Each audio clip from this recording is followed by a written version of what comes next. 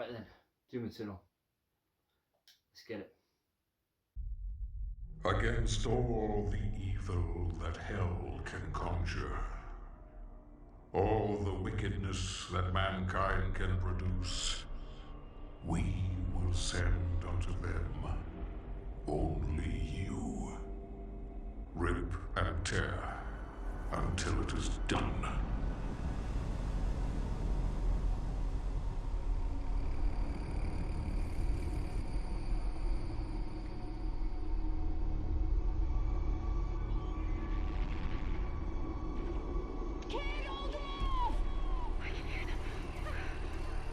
Hold back! No! They're everywhere!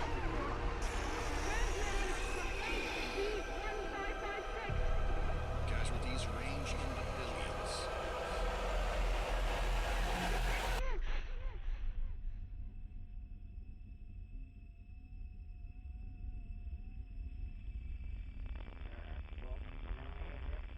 We must pray now, brothers. Pray that he is watching. Please, anyone, if you can hear me, if you're out there.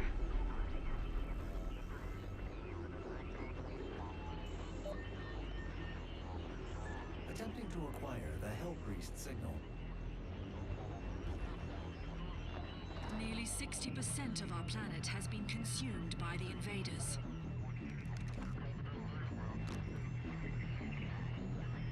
We have the Hell Priest signal locked in. The target is marked, but the signal will not hold for long. For it is he that they fear, not man, or his armies. They fear the mark of the beast.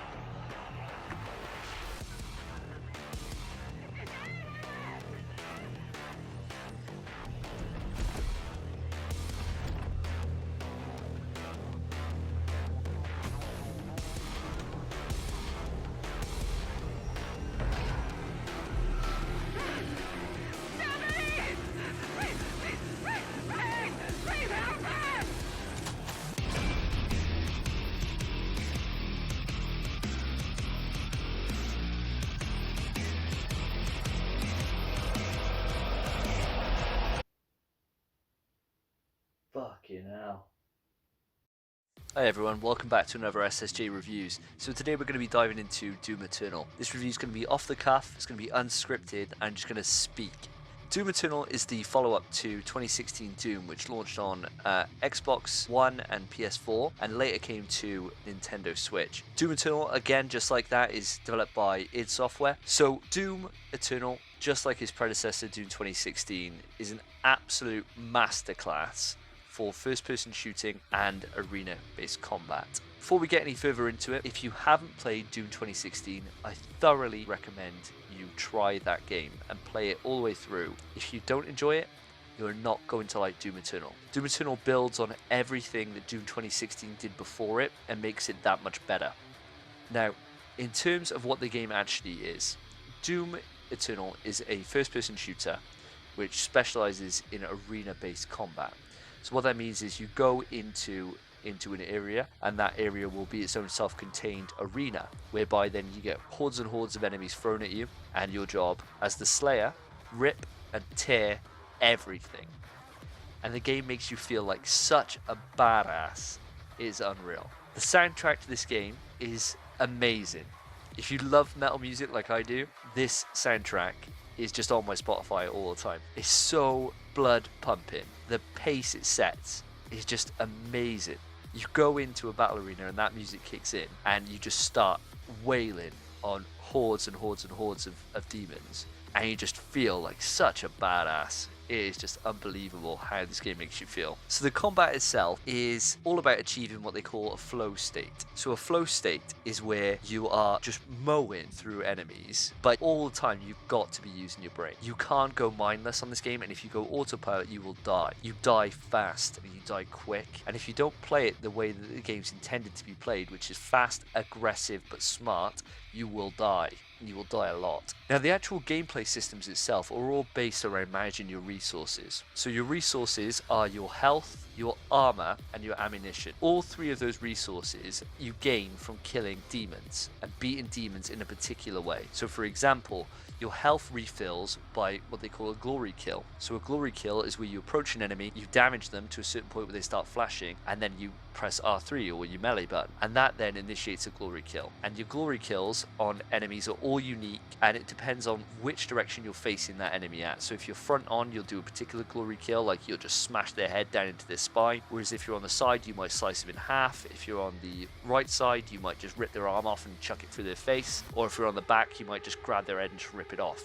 It's all totally different, and it's different for every single enemy type that you face. I'm sure I haven't seen them all, even though I've killed thousands of demons, and that's how you refill your health. So that encourages you to go at an enemy and not to be running away from, because then if you get into the thick of it and you get into that demon and you glory kill them, you'll get health back, and you'll get more health than if you just killed them from range, or if you just killed them without a glory kill. The second thing then is your ammunition. So your ammunition, you burn through ammo fast. You don't have huge hordes of ammo like you do in Doom 2016. Your ammo goes fast, and you're constantly switching your gun for a certain situation, and you're constantly having to monitor the amount of ammo you've got. The way to refill your ammo is by using your chainsaw to chainsaw an enemy. So you have different types of enemies in this. You have your fodder demons, which are like your imps or your zombies, basically low level enemies that you can just kill without any effort really at all.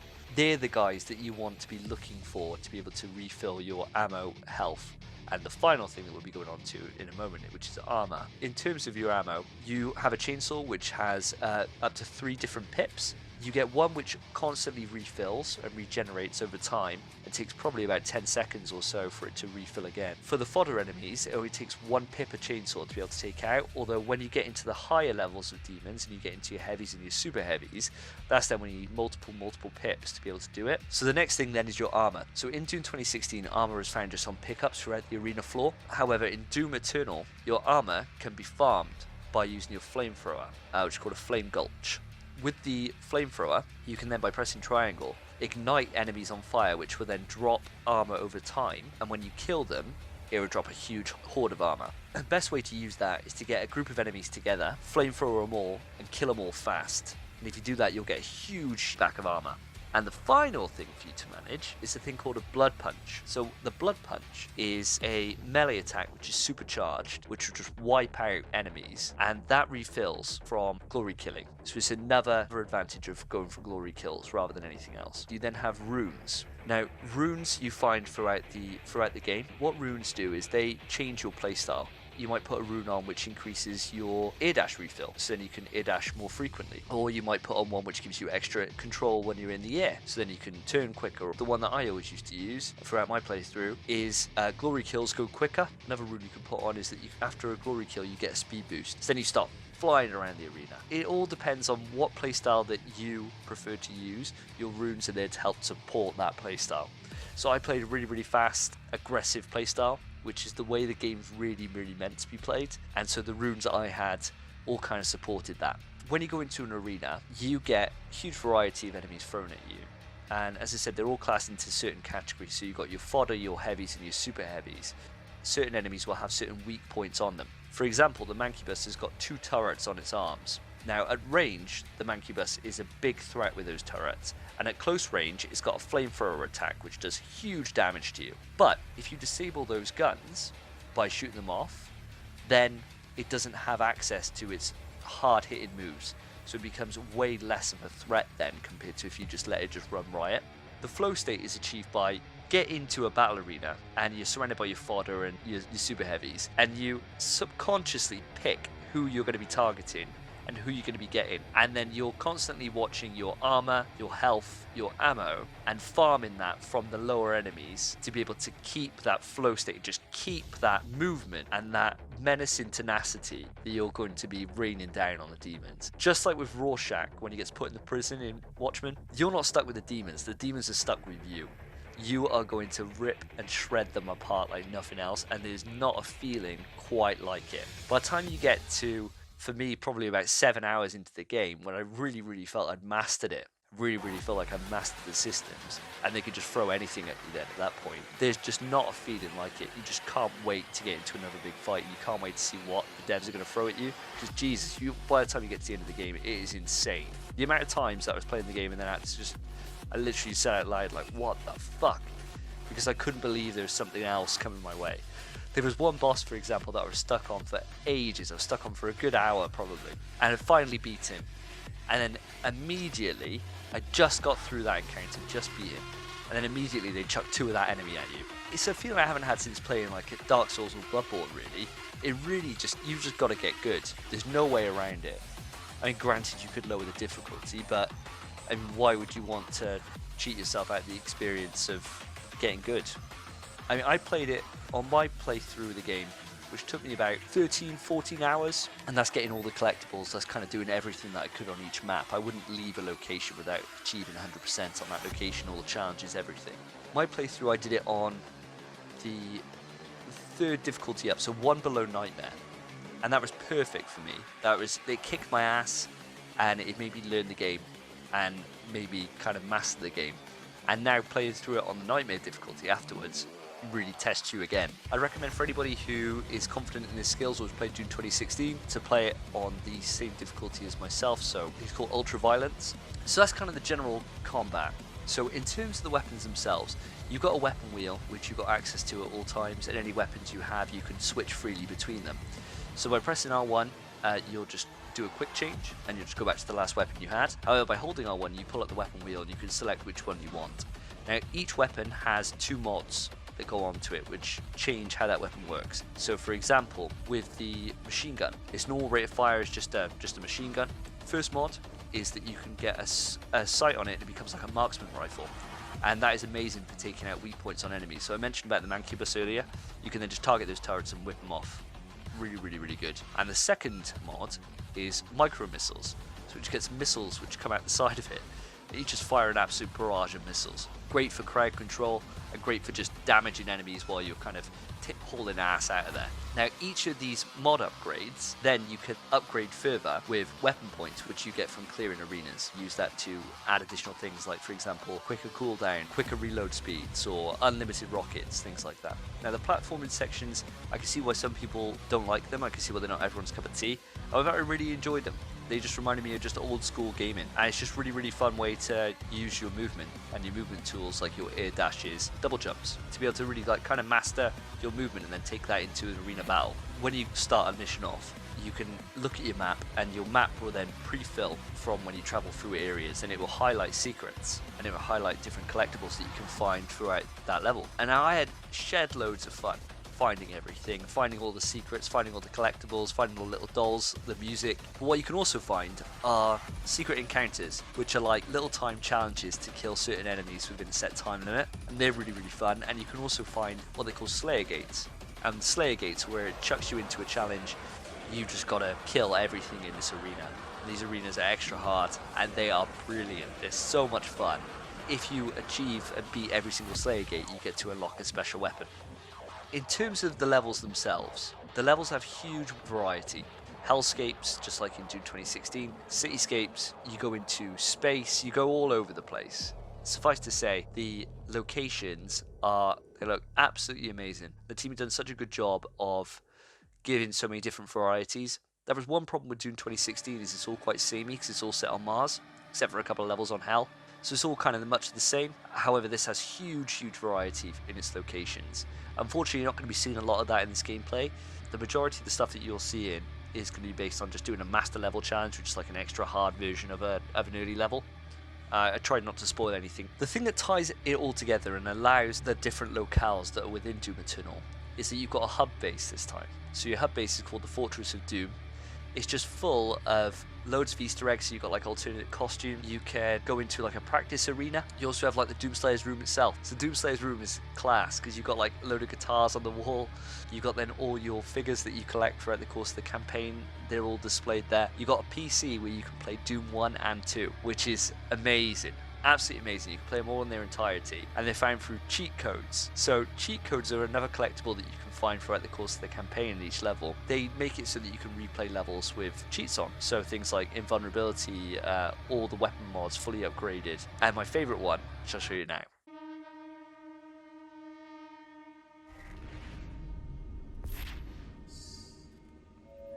Please remain calm. You may notice a slight